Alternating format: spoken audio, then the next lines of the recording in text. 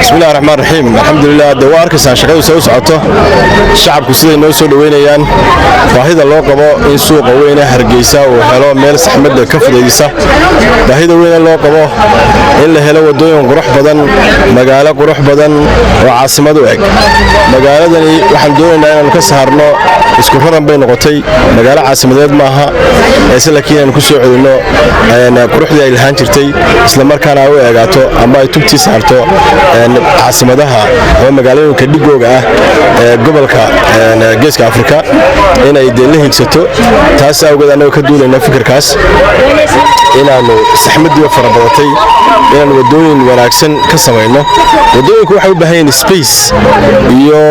meel ay baabuurtu maraan iyo meel ay dadku maraan labadaba u baahan yihiin suuqa dhexe marka wadadan halboole ahayd muddan soo wadnay maraaxil badan bay soo martay wadadan ka soo bilaabatay Imperial maalmihii u dambeysana sida fiican social media ugu jirtay qaybteedii labaad weeye waa saldhigii dhexe ee eeridiisa waa meesha ugu xiriiriga badnayd waa meelihii la soo sawiri jiray inta badan dadku ay shacabku kala kulmi jireen xiriiriga faraha badan iyo bilic darrada foosha xun biyo fadhiisan jireen halka insha Allah taala maalmaha soo socda waxa arki doontaan iyadoo oo muuq kale oo sidii lagu yaqaanay reer Hargeysa ay ku yaqaaneen in xoogay sidaad ogtahay shacabweynaha Hargeysa og yihiin wadadani waxay hal haad oo hal bas oo kaliya toomari karo hadda waxaad ka banaysay dhismayaasha dadkii lahaa waxa caqabad ma kala kulanteen iyaga maya wax caqabad oo kala kulan ma jirto qof waliba isagoo raaliyeebo ogol yahay gurigiisii qaarkoodna inta badan dadku iyaga dumiyayba iyaga baneeyay shacabku waa shacabkuba waa shacab u baahan in la ogeysiyo waa shacab marka la dareensiyo wadaniyadu waxay tahay si fiican uga dareen celinaya dadku inta badan iyaga hor socda lama khasbin cid lagu ma xilin wala hal qof lagu ma xilin hal qofna naga hor iman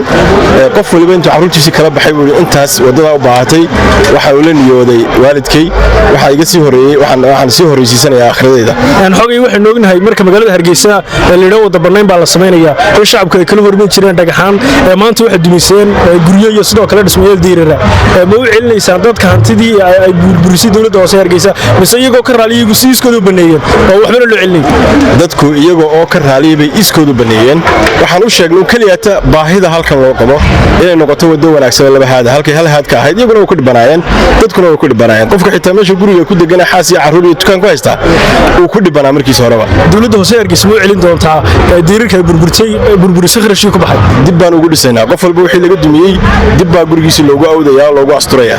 laakiin wax magdhow oo kale oo qofkaasi helaya ma jirto marka horeba wadadu halkaas ay u baahatay waa wax qaranku u baahday wax dawladda hoose ay shakhsiyan ugu baahatay maaha wax qof kaliya u baahday maaha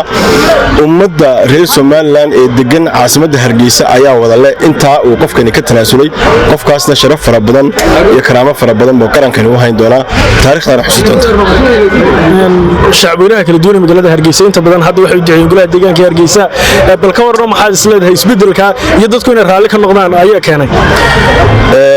kulli waxaan filayaa taasi waxay sabab u ah inta badan dadkeena waxay u haraadan yihiin waxqabadka iyo hufnaanta aanu soo bandhignay waan filayaa ay dadku inta badan niyad sami ay ka muujinayaan aad baa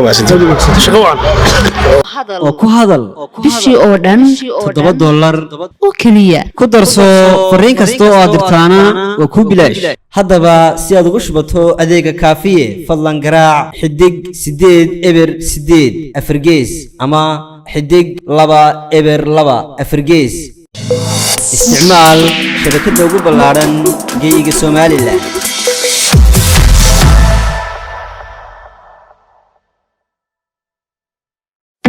dahabshiil oo la jaan qaadaya isbedelka tiknoolajiyadda kuna fududaynaya hanaanka aad lacag u diri karto waxa uu hadda kuu soo kordhiyey in marka aad lacag dirayso aad ku bixin karto kaarkaaga bangiga dhammaan xarumaha dahabshiil ee qaaradda Yurub abka dahabshiil oo aad kala soo degi karto Play Store iyo App Store ayaa kuu sahlaya in meel kasta oo aad joogto aad lacagaha si fudud uga diri karto sidoo kale website-ka dahabshiil ayaad si fudud lacag uga dhex diri kartaa goob kasta iyo goor kasta